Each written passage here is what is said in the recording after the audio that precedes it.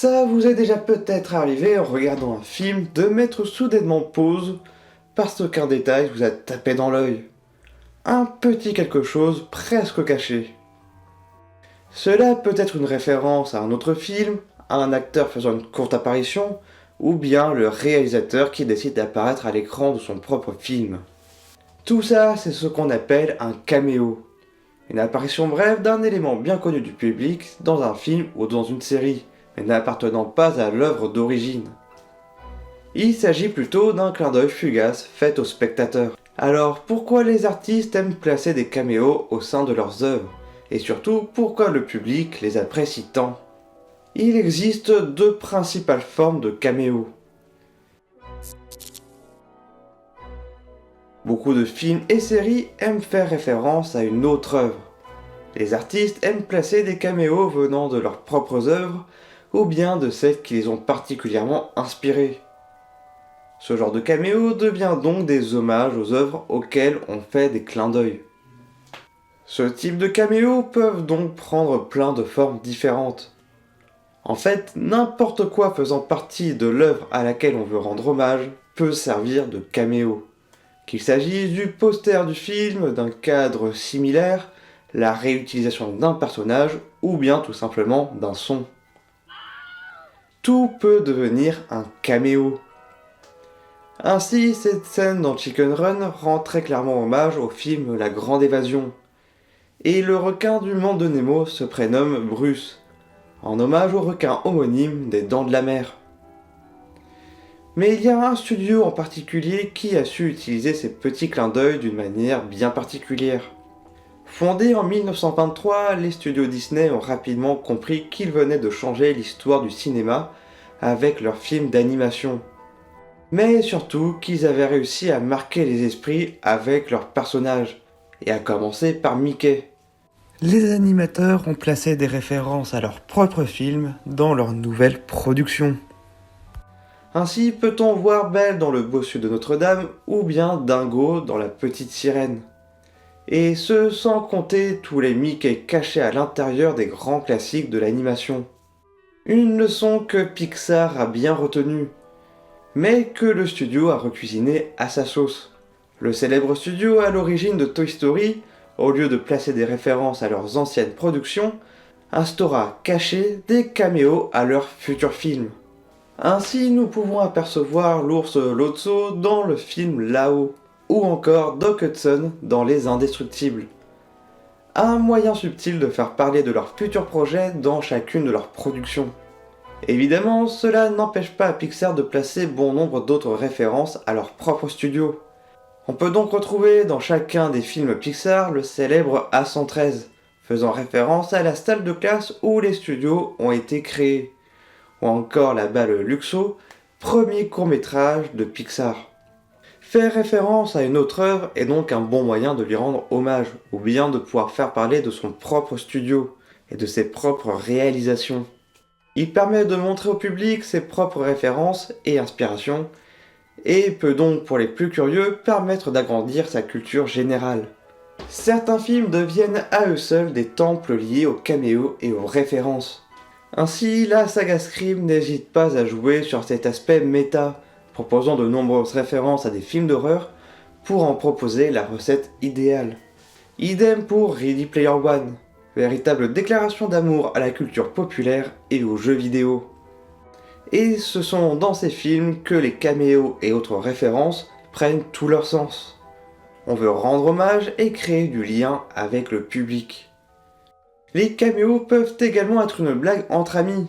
Dans Indiana Jones, Steven Spielberg s'est amusé à rajouter sur un bas-relief R2-D2 et C3PO, les deux droïdes imaginés par son ami George Lucas pour Star Wars. Ce genre de caméo est également un langage entre l'artiste et le public. Il montre que nous parlons la même langue, que nous avons vu les mêmes films et lu les mêmes livres. Ces caméos créent une connivence entre l'œuvre et le spectateur et lui permettent de se rapprocher des personnages avec qui il va partager une même culture. Un premier lien entre l'artiste et le public qui nous emmène vers le deuxième type de caméo. À l'origine, les caméos sont des clins d'œil, l'apparition furtive d'un membre de l'équipe technique. Bon nombre de réalisateurs d'ailleurs sont apparus dans leur propre film pendant un bref instant. Mais à quoi bon vouloir apparaître dans son propre film? Le plus connu d'entre eux est sans aucun doute Alfred Hitchcock. À l'origine de ces célèbres caméos, il y a eu la volonté d'avoir des figurants. Le jeune réalisateur, ne pouvant se permettre de payer des figurants, se prenait lui-même au rôle.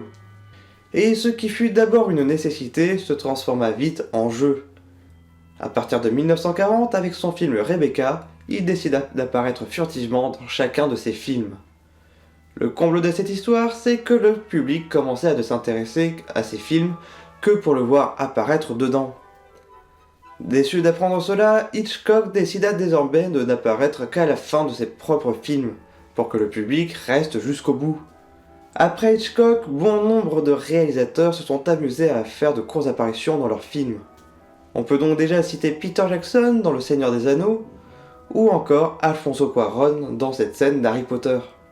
Mais si ces caméos sont avant tout des jeux de la part des réalisateurs, permettant également de se rapprocher du spectateur, heureux de pouvoir mettre le film sur pause pendant un court instant, le temps de remarquer le réalisateur, ces caméos peuvent aussi nous en dire long sur notre rapport au cinéma et à la culture.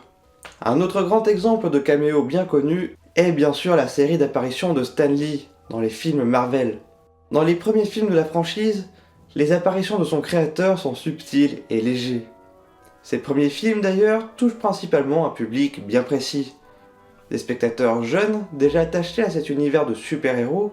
Bref, l'archétype même du spectateur chez Marvel à cette époque est bien celui du geek. Et ce, malgré le succès des premiers Spider-Man et celui en 2003 de Hulk.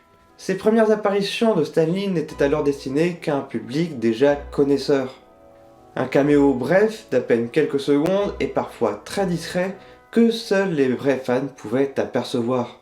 Au fil des années, et notamment depuis l'arrivée du MCU, la popularité des films Marvel a changé et s'est agrandie pour toucher un public bien plus large. Si bien qu'aujourd'hui, Avengers Endgame est classé parmi les plus grands succès au box-office mondial.